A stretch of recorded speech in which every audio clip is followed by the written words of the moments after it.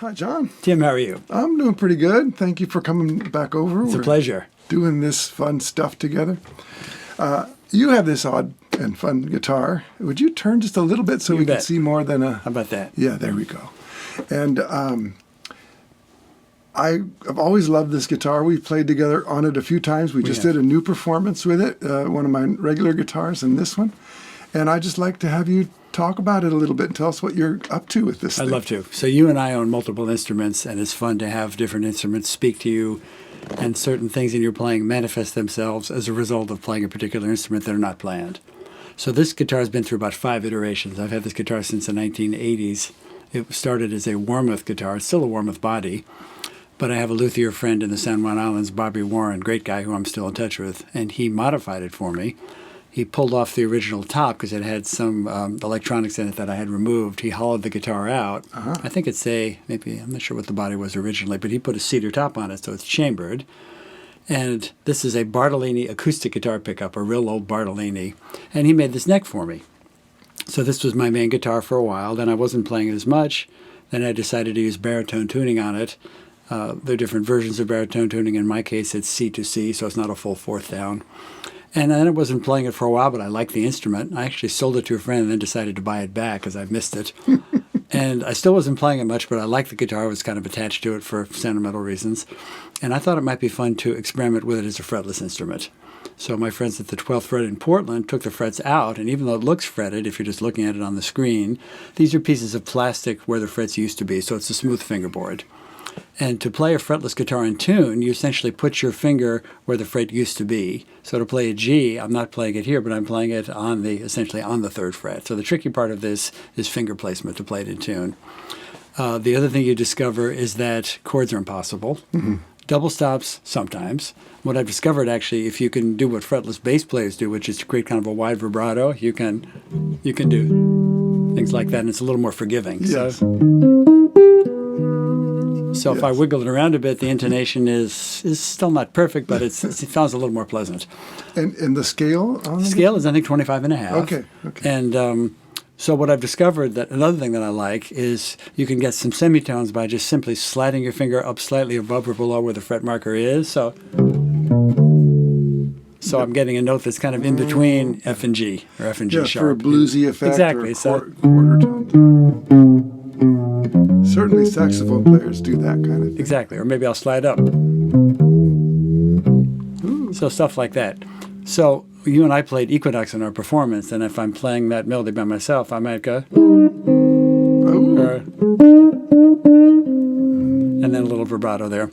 And because I've got it, this guitar is tuned C to C, so I can play, bass lines sound a little more convincing with the lower tuning. So...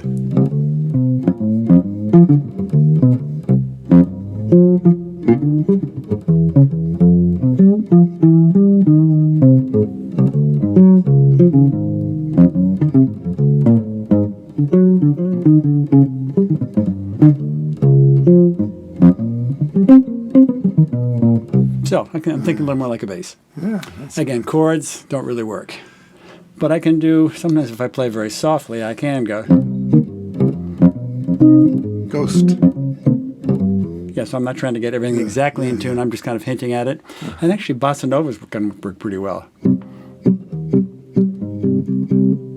Again, I've got to make sure that I don't wander too far away from where that fret marker is. Right. So I'm looking more than I normally would, which is okay. It's okay. It's a guitar that I would maybe play twice a night at the most.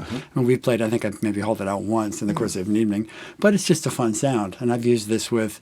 I think I had one record I actually did it with bass and drums with Jeff Johnson and John Bishop, but mostly I play without bass. So you and I could use it. I think you and I used it when we had one of our trio dates with Jamie. Have you ever done anything with a singer? I have. I have, and I've done trombone and fretless. Actually, my last record with my buddy Dave Glenn, we did string quartet and trombone. If you don't have that, I'll give you one. And I doubled some of the melodies on this guitar. Oh, so nice. It was nylon, and then the melody double, but I can also solo on it, kind of, And is the surface? What kind of wood is this? I think it's an ebony board, and I'm not sure. Maybe a maple. I think it's a maple neck. Okay. 3-piece maple And so neck. obviously the surface is very glass-like in that it's they buffed it out real good. Yes, exactly. Now, do you avoid or have a little bit less satisfying sound out of the top 2 strings? I think that's right. Yeah, I mean, I've watched some oud players and some Indian classical violinists where they'll take one finger and do some amazingly intricate stuff with some of these guys. And I haven't done any of that, but I thought this idea of just trying to do simple things with one finger sliding can be kind of fun. I do a little of that. So, but you do get a pretty nice, it's not although too bad, slightly muted sound out of the Yes, it top is. two strings. I think the bottom four, since they're wound, have a little bit more Correct. like what we might expect Correct. from a fretless. But I can still. It's nice. You want to give it a try? Oh, sure. I was impressed, actually. We did a house concert for Julian Bob Sorelli with Jamie last year sometime. And I think you just picked it up because I had it on the stand. And I was quite impressed with the fact that you were playing it pretty well in tune. So I'm going to put you on the spot here for a minute. Just play anything. See what you think. Let's see.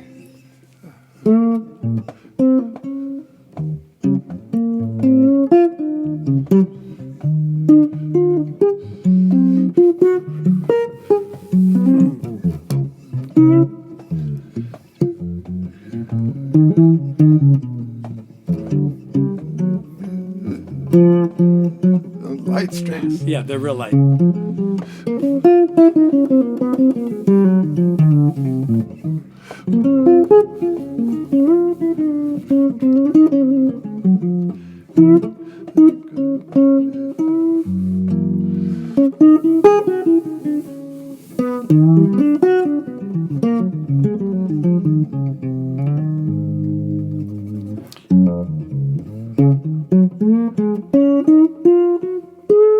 Whoa, there.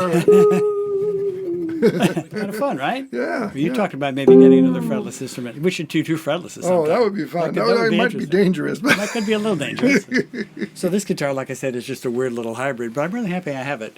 And if I've been flying around, I don't take this one on the airplane. I feel kind of rusty when I pick it up again, but I can get it back pretty quickly. now, are there other guys that you know of that are playing fretless that you get inspiration from or think are good doing question. a good job? I'm sure there are, but none come to mind right now. How about you? Well, I think that I've heard Pat Metheny do a little something Right. with a nylon string. Yes. There's a guy, And Pat played it well, as I recall. Fusinski. Dave Fusinski plays it really well. Yeah, he's terrific. He has a double neck sometimes, one Yeah, of them is yeah. fretless. Yeah, Dave is terrific. So I would suggest to people, if they're interested, take a cheap guitar. You've done this in the past, and you're thinking maybe about doing it again. Yeah. Take a Mexican Stratocaster or something that you're not playing much. If you can't do it yourself, just go to a guitar shop, have them pull the frets out, and I would suggest putting in the plastic markers to help you play it in tune. Because without the markers, maybe with the dots I could sort of fake it, but the markers really actually help quite a bit. Yeah, they do. So it's just a fun little instrument to have and fiddle around with. And I was happy to hear you play it too. Well, thank you, John, for Pleasure. sharing it. Say hello and goodbye to everyone. the good people. Thank you for watching, everybody. And Tim and I will see you out there on the internet soon. Stay And tuned. remember, there is a new function on my YouTube channel called the thank you function. And if you would like to contribute to our well-being, you can click on that thank you button and make a small donation. And we would really appreciate it. And stay tuned for more cool stuff. We got a plan here. We're going to do a little course together that's going to be out soon. So Indeed. keep your eye out. And I think we'll do some other maybe another live workshop too soon. Yeah, The yeah, other one we did yeah. was pretty well received. Yeah. Thanks so much, everyone.